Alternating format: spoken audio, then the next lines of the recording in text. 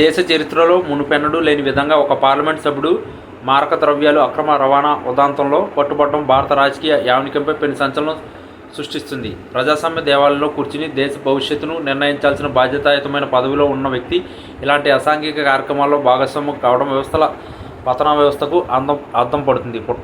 పుట్ట మహేష్ అనే ఎంపీ అంతర్జాతీయ డ్రగ్స్ మాఫియాతో సంబంధాలు కలిగి ఉన్నారనే వార్తలు వెలువడమే కాకుండా గట్టి సాక్ష్యాధారాలతో ఆయన దొరికిపోవడం ఒక ఆంధ్రప్రదేశ్ రాష్ట్రంలోనే కాక యావత్ దేశంలో రాజకీయ ప్రకంపన రేపుతుంది. ఈ పరిణామంపై వైఎస్ఆర్ కాంగ్రెస్ పార్టీ అధినేత వైఎస్ జగన్మోహన్ రెడ్డి అత్యంత కఠినంగా స్పందించడం గమనార్హం. పార్టీ క్రమశిక్షణ విషయంలో ఏమాత్రం రాజీ పడబోమని ఆయన తన చేతులతో నిరూపించారు. పుట్ట మహేష్ పార్టీ నుండి తక్షణమే బహిరించడమే కాకుండా చట్టం తన పని తాను చేసుకుపోతుంది, ఎవరిని మినహాయించుకొని ఉండబోని ఆయన కుండబద్దలు కొట్టారు. సమాజంలో మార్గద్రవ్యాలు యువతను ఏ విధంగా నిర్వీర్యం చేస్తాయో మనందరం చూస్తున్నాం. కానీ ఈ మహమ్మారిని అరికట్టాల్సిన ప్రజాప్రతినిధులే దానికి హవాకాలుగా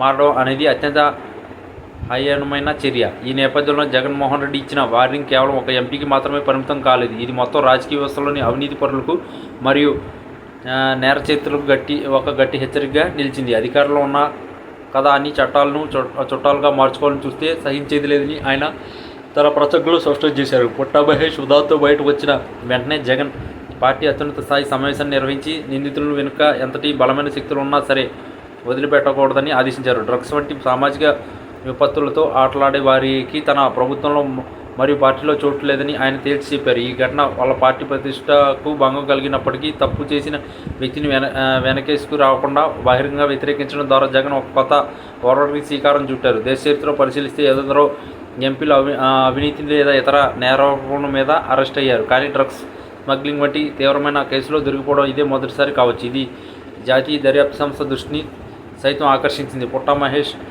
పై వచ్చిన ఆరోపణలు నిజమని తేలితే అది ఆయన రాజకీయ జీవితానికే కాకుండా రాష్ట్ర రాజకీయాలకు ఒక రకమైన భరోసా ఏర్పడింది. తప్పు ఎవరు చేసినా శిక్ష తప్పదని ముఖ్యమంత్రి స్థాయి వ్యక్తి ప్రకటించడం వ్యవస్థలపై నమ్మకాన్ని పెంచింది. రాబోయే రోజుల్లో ఈ కేసు దర్యాప్తు ఏ మలుపు తీరుతుందో అన్న ఉత్కంఠత అందరిలోనూ నెలకొంది. రాజకీయాల్లో నేరస్తుల ప్రవేశం గురించి దశాబ్దాలుగా చర్చ జరుగుతున్న ఇలాంటి దారుణమైన ఘటనలు వెలుగులోకి రావడం ప్రజాస్వామ్యవాదులను కలవరపెడుతుంది. జగన్మోహన్ రెడ్డి ఇచ్చిన సీరియస్ వార్నింగ్ మరియు తీసుకున్న సత్వర చర్యలు ఇతర రాజకీయ పార్టీలకు కూడా ఒక మార్గదర్శకంగా నిలుస్తాయని రాజకీయ విశ్లేషకులు భావిస్తున్నారు. ఈ ఉదంతం ద్వారా రాజకీయ నాయకులు తమ నైతిక విలువలను కాపాడుకోవాల్సిన అవసరం ఎంతైనా ఉందని మరోసారి రుజువైంది.